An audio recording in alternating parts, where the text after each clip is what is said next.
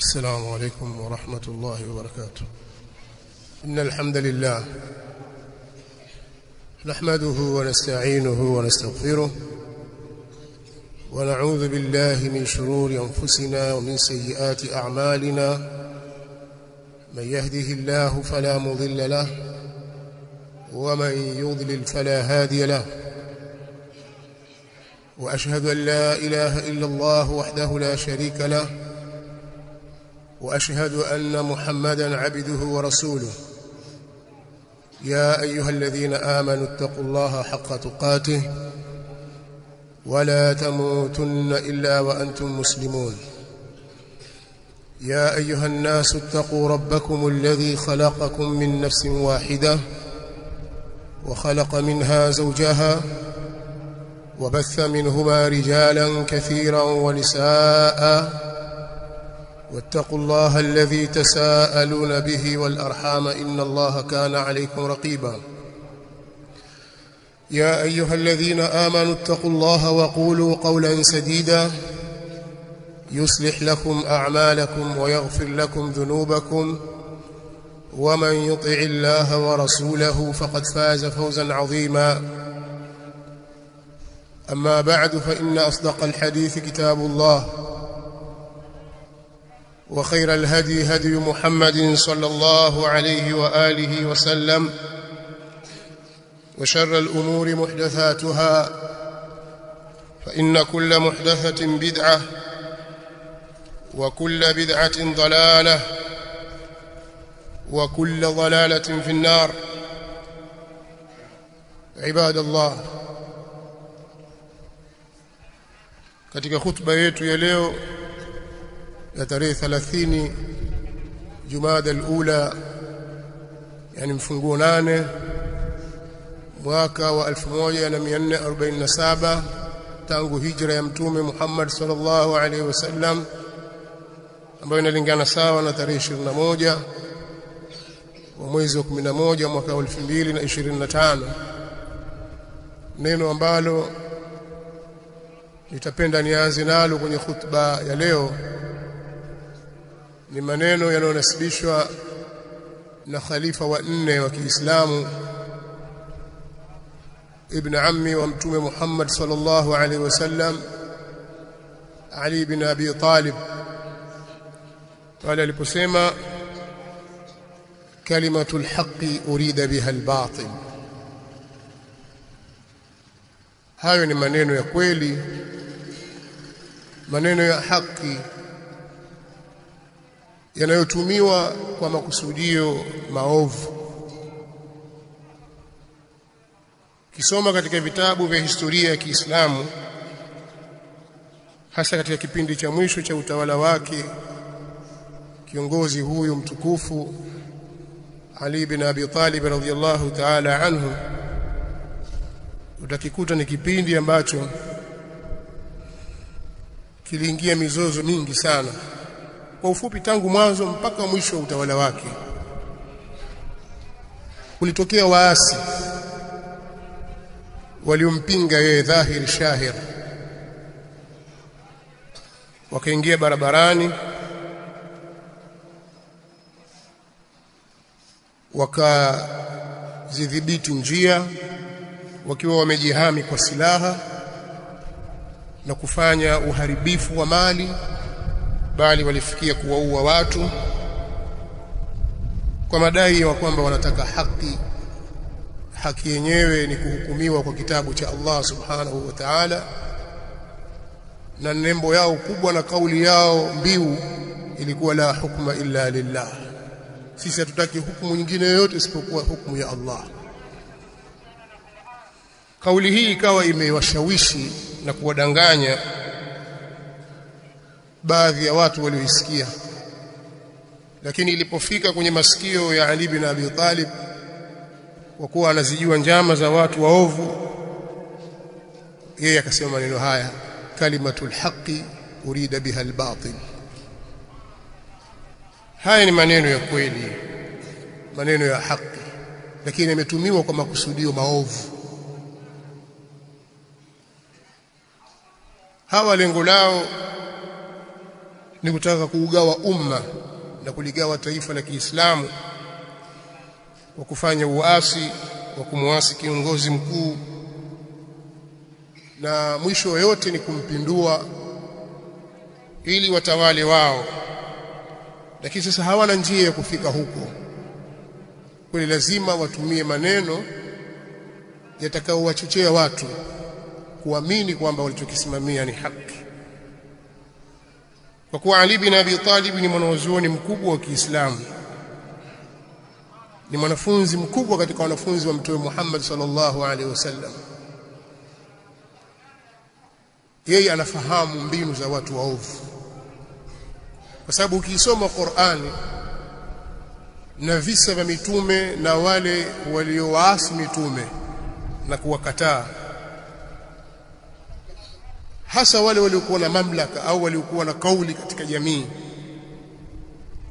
walitumia kauli za aina hii. Wanatumia maneno ambayo dhahiri yake kama haki, lakini lengo ni kufika kwenye batili yao. Kwenye mchezo huu unatumika, si mchezo mgeni kwa watu wenye maarifa. Na sisi Waislamu walillahi alhamdu, kwa mwongozo wetu ni Qur'an, maarifa hayo wengi wetu tunayo. Watu wanapoleta maneno yao na misemo yao, ni rahisi sisi kuangamua na kujua hapa pana malengo mabaya yaliyofunikwa na maneno mazuri. Kwa ufupi ni kwamba hii ilikuwa ni kauli ya udanganyifu, lakini imetumika maneno mazuri. Malengo ilikuwa ni kumpindua yule mtawala na kuwatia hofu watu, kukosesha amani. Wakati tunaoishi hivi sasa katika nchi yetu hii ya Tanzania na ulimwengu kwa ujumla, lakini mimi nitazungumza bil khusus ndani ya nchi yetu ya Tanzania,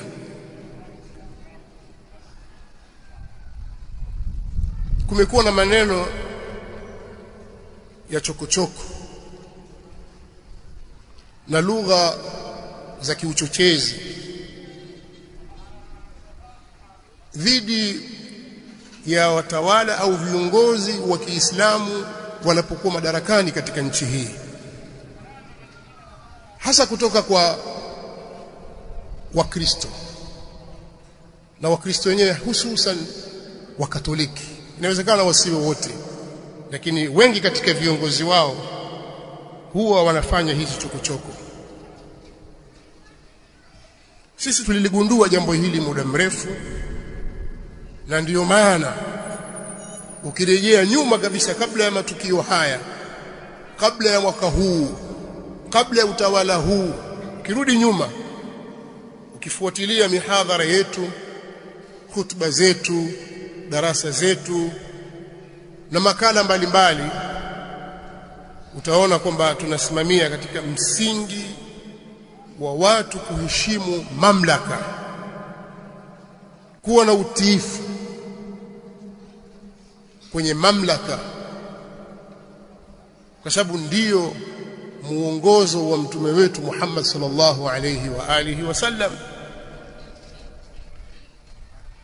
Hii imekuwa ni agenda yetu ya muda mrefu sana, hatujawahi kubadilika, bali hata walipotokea baadhi ya Waislamu walipoonyesha ishara ya kwamba wanataka kuvunja amani kwa kupitia njia za migomo na maandamano, sisi tulikuwa dhidi yao, kwamba hii si katika njia ya dini yetu na huu si utaratibu. Kwa nini? Kwa sababu mtume wetu sallallahu alaihi wasallam ametufundisha 1, 2, 3. Tunatoa miongozo na mafunzo ya kuonyesha watu namna ya kuidai haki yao pale wanapohisi wamedhulumiwa. Mafunzo haya kutoka kwa mtume wao wanayempenda sallallahu alayhi wa alihi wasallam, na madhara ya kuyakiuka mafunzo haya. Haya ndio mafunzo yetu sisi, tumeyatoa kwa muda mrefu. Na kabla ya matukio haya ya Oktoba 29, ukirejea hutuba zetu zaidi, Eid al-Adha, kuja mfungo 3 na baada ya hapo mihadhara, khutba, ukizirejea utakuta zinalenga kwenye msingi huu, kwa sababu hayo yote ni kutaka kuilinda dini yetu na misingi yake, lakini kuleta utulivu kwenye miji yetu, kwenye nyumba zetu na makazi yetu, kwa sababu siku zote mafunzo ya Mtume Muhammad sallallahu alaihi wa alihi wasallam hayawi isipokuwa ni haki. Kwa hiyo sisi ikawa kauli zetu sisi siku zote tunapozungumza ni kuwafundisha watu njia za kudai haki. Je, tutadai haki bila ya kuzingatia misingi sahihi? Njia yoyote inaweza ikatumika kudai haki, hata kama njia hiyo italeta uharibifu, hata kama njia hiyo italeta uvunjifu wa amani. Je, kila anayeona kwamba ameonewa anaweza kudai haki yake kwa namna anavyojiona yeye kivyo vyote,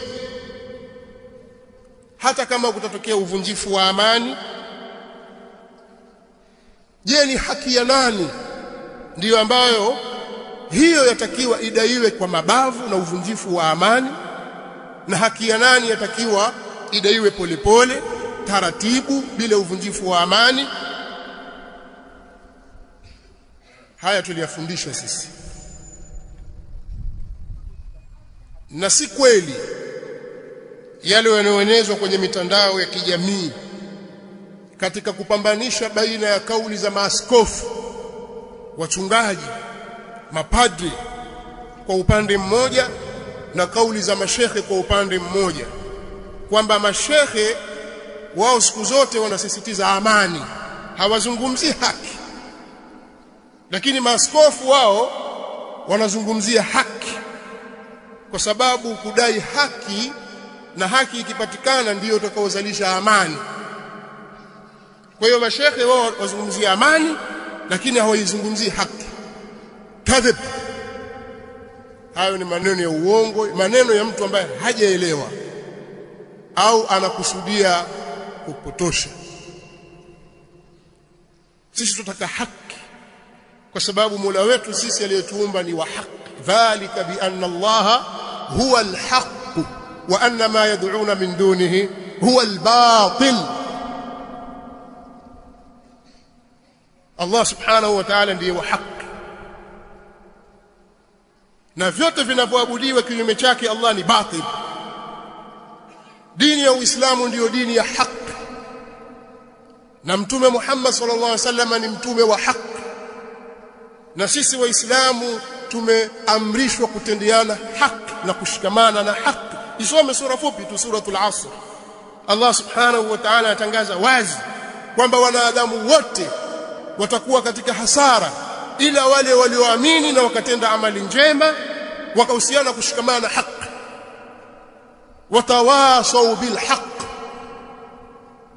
Kwa sisi haki ni kitu kikubwa sana kwetu, lakini jambo la msingi, haki unaidai vipi? Hapo ndio kwenye matatizo. Wale wanaoitwa kwamba ni wasomi, wana PhD ngapi sijui huko, wana degree ngapi, wameshindwa kulielewa hili kwa sababu hawana muongozo katika dini yao ya kuongoza kwenye hili. Darasa lao na shule zao hazikuwaongoza katika hili. Lakini sisi tunao muongozo kutoka kwa Mtume Muhammad sallallahu alaihi wasallam. Bali dunia nzima inajua kwamba zipo njia za kudai haki. Kweli wewe umeibiwa, umeharibiwa mali yako, basi kwa sababu tu umeonewa katika hilo ndio uvunje amani? Au kumewekwa mahali pa kudai haki? Katika mambo ya kilimwengu ya kawaida tu wao wanajua. Wewe waweza kumpiga huyu mara moja ukamchapa vibao, ukampiga ngumi, lakini unaona kwamba hapana, kweli ameninyima haki yangu, lakini ziko njia za kudai haki. Na hizo ndizo ambazo sisi tunahimiza zifuatwe. Nasallallahu lana wa lakum al-afiyah was-salam. الحمد لله رب العالمين حمدا كثيرا طيبا مباركا فيه ملء السماوات وملء الأرض وملء ما بينهما وملء ما شئت من شيء بعد. أهل الثناء والمجد أحق ما قال العبد وكلنا لك عبد. اللهم لا مانع لما أعطيت ولا معطي لما منعت ولا ينفع ذا الجد منك الجد. سبحانك اللهم لا علم لنا إلا ما علمتنا إنك أنت العليم الحكيم. والصلاة والسلام الأتمان الأكملان على البشير النذير والسراج المنير نبينا محمد وعلى آله وصحابته أجمعين. أما بعد. ndugu zangu waislamu, si kila mtu aliyekuja na lugha tamu na maneno mazuri ana nia njema. Watu wengi wenye nia mbaya hutumia maneno mazuri, maneno matamu ya kiulaghai ili kutangaza bidhaa zao, kutangaza agenda zao, ili kufika kwenye malengo yao au kufikia malengo yao mabaya. Sisi waislamu tumeligundua hili katika nchi hii, kwamba mara nyingi wanapoingia watawala waislamu,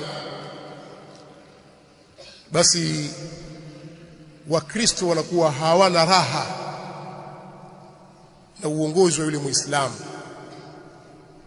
Historia hiyo iko hivyo. Wanafanya mambo mengi sana, na kusudia viongozi wao wanafanya mambo mengi sana ya kuhakikisha wanamtoa katika njia ili kupitisha malengo yao. Lakini wakizungumza wazi, waislamu nyinyi mtushtuka. Kwa hiyo wanatumia njia nyingine ya mbali ili kuwalaghai. Sasa ni wajibu juu yetu sisi kutumia mimbari kama hizi kuwatanabahisha waislamu wenzetu kwamba tusikubali kuingizwa katika mambo haya, tusikubali kuingizwa kwenye mitego hii. Leo maaskofu na mapadre wana harakati mbalimbali wanaodai haki za binadamu, wanahabari wa nje na ndani, wanasiasa wanatumika katika kusukuma upande wa kuzitingisha serikali au watawala wale waislamu. Wanashirikiana katika hilo, na sisi tunalijua hili. Na kauli yao sasa hivi waliokuja nao mwaka huu au kipindi hiki cha utawala huu ni madai ya haki, kwa sababu watu wanatekwa. Nataka niwaulize maswali mimi, maaskofu, mapadre, wachungaji, wanasiasa na wanaharakati na waandishi wa habari na raia wa kawaida tu, katika utawala wa awamu ya 5 hakukuwa na watu waliotekwa? Kama mtakumbuka, na mtakuwa na kumbukumbu nzuri, hata kwa watoto wadogo tu wanaokuwa sasa, watakumbuka kwamba msamiati wa watu wasiojulikana ulitaraddadi sana katika kipindi cha utawala wa awamu ya 5. Sasa swali, nyinyi maaskofu mlikuwa wapi? Sasa hapa sisi tunajiuliza maswali, yani sisi waislamu, au kwa sababu huyu ni mkatoliki na huyu ni muislamu?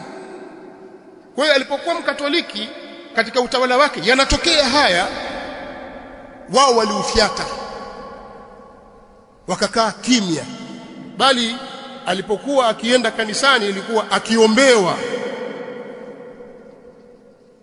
Tunajiuliza maswali kwa sababu mitandao inaripoti sasa amekwenda kuswali kanisa fulani na sasa anaombewa.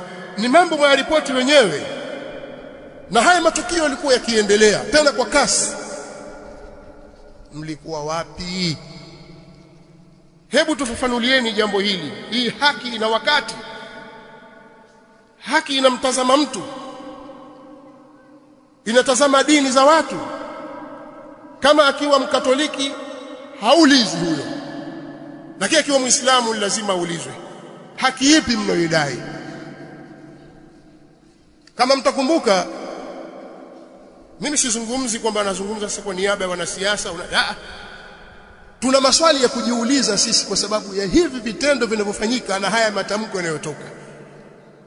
Sisi kama watu wenye akili timamu, watu wenye miongozo katika dini yetu, tunao mambo mengi, tuna maswali mengi yanatutatiza, mpaka mtujibu, mtuaminishe kwamba huu sio udini.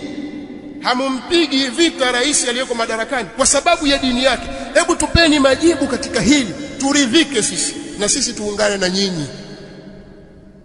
Maana wanasiasa walidhibitiwa katika kipindi cha awamu ya 5, ikawa hakuna mikutano ya vyama vya siasa. Waliokuchukua fomu za kutaka kugombea pamoja na taaluma walizonazo walionekana kwamba hawajui kusoma wala kuandika. Katika uchaguzi tu wa serikali za mitaa, na walibanwa kikweli kweli, mpaka wengine wakakimbia ughaibuni. Alipoingia mtawala Muislamu, aliwafariji, akawafungulia milango, bwana basi njooni mfanye siasa. Hapo ndipo walipotumia fursa ya kuanza kumtukana huyu aliyewaruhusu na kuona kwamba hatendi haki. Lakini bwana mkubwa yule Mkatoliki ilikuwa yuko sawa. Wafanya biashara, nyinyi mna ushahidi wa kutosha kabisa, pengine kuliko mimi, namna watu walivyokuwa wakiporwa mali zao. Watu wakawa katika hofu kiasi ambacho baadhi ya wawekezaji waliikimbia hii nchi. Leo amekuwa tajiri, kesho anaweza kuwa fakiri. Mambo hayendi. Wafanya biashara, nyinyi mashahidi, muogopeni Mola wenu. Hali ilikuwa ngumu sana katika biashara na watu wakakimbia. Alipoingia Muislamu, haya mambo yaliondoka. Kukawa kuna kazi kubwa ya kuwaaminisha watu kwamba sisi sio kama yule, njooni mfanye biashara. Watu wakabembelezwa mpaka wakaona ni kweli, biashara zikaanza kufunguka. Lakini kosa lake kwa sababu ni Muislamu. Haya yote aliyoyafanya huyu anayeongoza nchi sasa hivi yakawa hayaonekani. Ndipo wakalipuka hawa watu kutoka kanisani kwenye madhabahu huko wakidai haki. Haki ipi? Mlikuwa wapi? Wakatokea wanahabari na wachambuzi wa mambo ya kiuchumi, mambo ya kisiasa, wakaja wakadai haki. Mlikuwa wapi? Wanasiasa hawakubaki nyuma, waandamanaji, raia wa kawaida nao hawakubaki nyuma, wakiwa wanadai haki.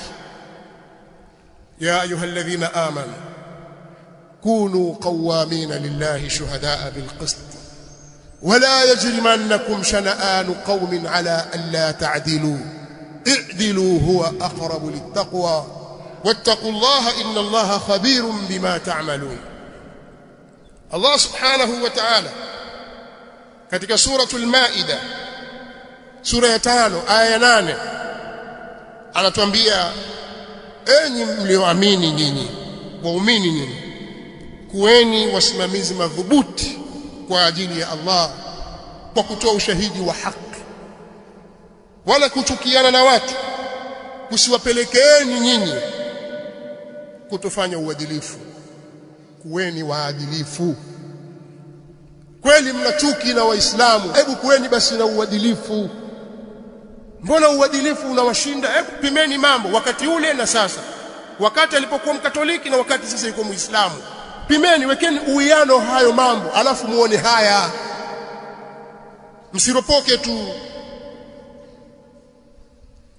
Sasa nimependa niyatangulize maneno haya, lakini maneno yangu mafupi ni haya ambayo ndio ujumbe wa hotuba hii.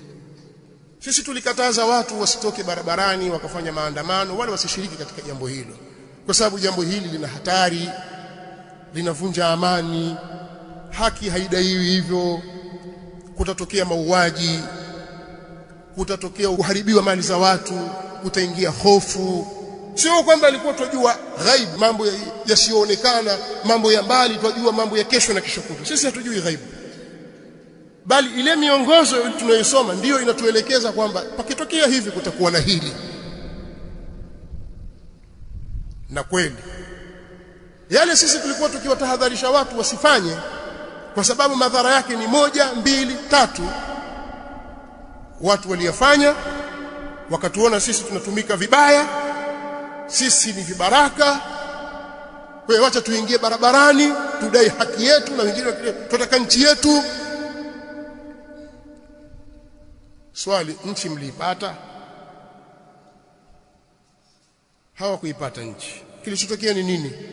Ni mauaji, na asilimia kubwa ya watu waliokufa hawakuwa na hatia, ni watu wamejazwa upepo, na wengine hata hawakushiriki.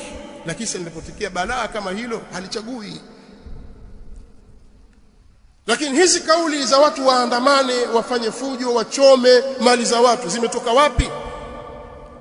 Ukirejea kwenye mitandao, kuna askofu mmoja, askofu huyo anawachochea watu kwenye mitandao, anawaambia wale wanaokaa karibu na vituo vya polisi na nyumba za polisi, choma nyumba zao. Vituo vya mafuta hivi akavitaja jina vya Lake Oil, choma moto. Akataja mambo mengine mbele kwamba hivyo choma.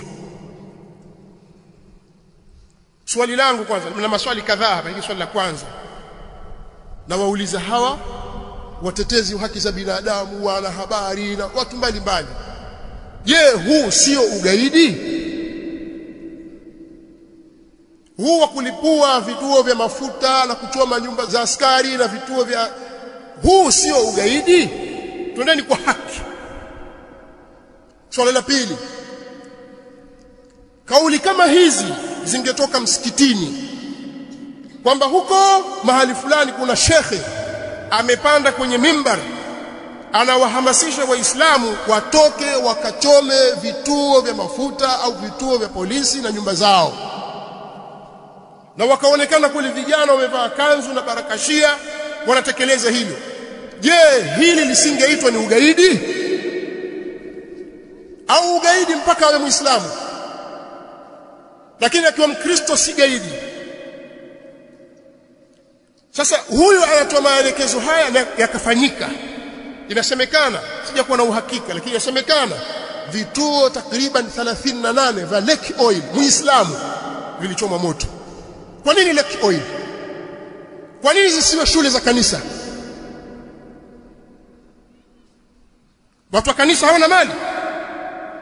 Kwa nini hujuma zielekee kwa Waislamu? Leo kaangaliwa mfanyabiashara mmoja, kesho mwingine wa pili.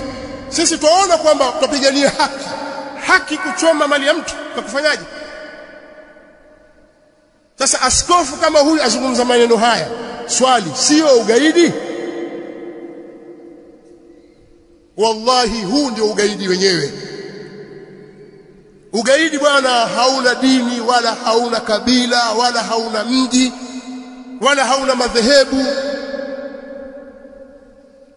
Hawa ni magaidi waliofanya haya, na hawa walioamrisha. Jambo la ajabu sasa, nchi imefika katika kipindi hiki kigumu, eti watokee maaskofu watoa waraka wakilaumu, wakibeza na kusikitishwa. Nyinyi ndio mlikuwa mkihalalisha hili. Nataka kuambia Waislamu tusitumike na agenda mbovu kama hizi, tusitumiwe.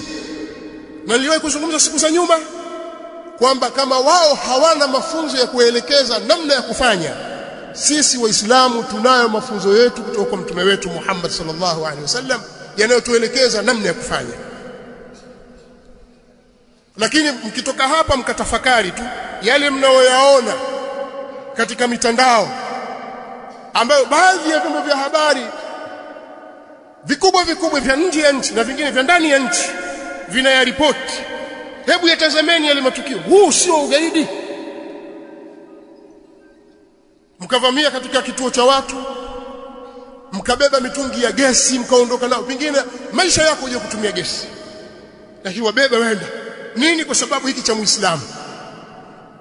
Sasa swali, huyu ndiye mnemdai haki? Si mnadai haki?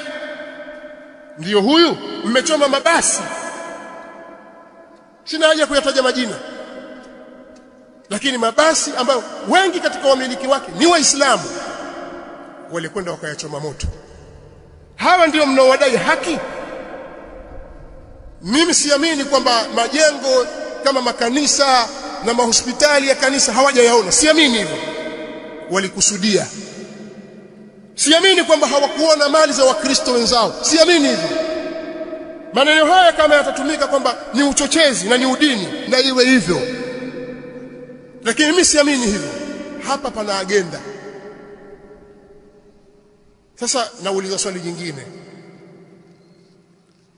Mtu anapokuvamia nyumbani kwako ili akupore mali yako, amevamia kwenye shamba lako ili aharibu mazao yako, amevamia kwenye renchi yako ili awahujumu wanyama wako, ukapambana naye, pengine ni kikundi cha watu 20 30, ukamuua au na wewe wakakuua,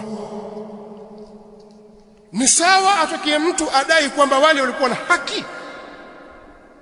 Sisi tuwaona vibaka tu, waiba simu tu, kaiba simu pengine ya kitochi shilingi 40,000. Nyinyi wananchi ndio mnaotoka barabarani na mapetroli na matairi mkampiga na mkamuua na mkamchoma moto. Basi simu ya shilingi 40,000 kaiba sufuria. Leo akaharibu mali ya mabilioni bila sababu yoyote kwa kisingizio kwamba adai haki. Nyinyi maskofu mko wapi? Hapa pana maneno ukiangalia dhahiri yake ni ya haki, lakini yana makusudio mabaya, maovu. Hawa watatuharibia nchi, watapoteza mwelekeo wa nchi, kwa sababu Waislamu nao watakapokuja sasa udai haki zao kwa njia kama hiyo, msiwalaumu. Waislamu wana haki nyingi za kudai. Washaona kwamba kumbe tukitaka haki yetu tutumie njia hii, waweza kuwadhibiti Waislamu. Mtu anayetoka aona kwamba mimi nikifa nenda peponi, waweza kumdhibiti? Wanaweza kudhibitiwa Waislamu kwa miongozo ya kutoka kwa mtume wao sallallahu alaihi wa alihi wasallam. Lakini msitudanganye Waislamu, tusidanganyike. Hizi hali hakuna kitu kingine. Katika hutuba moja nilitoa kwamba kuna sababu zinazopelekea mambo haya, labda ukabila, labda hivi, lakini kataja udini. Na wallahi wa billahi, kwa haya yote tuliyosoma mpaka kufika Oktoba 29, 2025 tumebainikiwa kwamba ni udini ulio wazi kabisa. Leo sasa hivi wanahamasishwa vijana tena watoke Disemba 9 wakaidai hiyo haki yao, na haki yenyewe ni kumpindua rais ile kwa madarakani. Wewe Muislamu utakubali ujinga huu? Sasa hutuba zetu nyingine zitaendelea kulifafanua hilo. Wamtaka nani sasa awe rais ambaye huyo sasa ndio mwadilifu kwetu? Rais gani mnamtaka nyinyi? Na hiyo ndio njia sawa au si sawa au kadha? Lakini mimi maneno yangu ni hayo, kwamba hizi ni kauli za uongo zimedhihirishwa katika sura. Tunataka haki bwana, itendeke bwana, haki bwana, sio wa kweli, waongo. Sisi tunasema haki lazima iwepo mahali popote, itawale haki na uadilifu, usawa mahali panapostahili usawa, lakini amani iendelee kutunzwa. Na kuna njia za kudai haki, hii mahakama za ndani au za nje, hata mahakama ya Kiislamu na vinginevyo, kuna taratibu za kudai haki. Lakini sisi hatusemi kwanza amani kwanza alafu haki baadaye. Hatusemi hivyo. Haki wakati wote iko. Lakini kweli maaskofu, mapadre, wachungaji, waandishi wa habari, wanasiasa, waandamanaji, kweli mwataka haki? Ni kweli? Tutasema kalimatu alhaqi urida biha albatil. Allahumma man arada bina وبالمسلمين سوءا فأشغله في نفسه. اللهم من أراد بنا وبالمسلمين سوءا فأشغله في نفسه واجعل تدبيره في تدميره يا سميع الدعاء. اللهم آمنا في أوطاننا، اللهم آمنا في أوطاننا، اللهم آمنا في أوطاننا، وأصلح أئمتنا وولاة أمورنا. اللهم إنا نستغفرك ونتوب إليك. لا تؤاخذنا بذنوبنا، لا تؤاخذنا بذنوبنا، ولا تسلط علينا من لا يخافك ولا يرحمنا، برحمتك يا أرحم الراحمين. اللهم انصر دينك وكتابك وسنة نبيك وعبادك المؤمنين. اللهم انصر المستضعفين من المؤمنين والمسلمين في كل مكان، انصرهم على عدوهم وعدوك يا رب العالمين. قوموا إلى صلاتكم.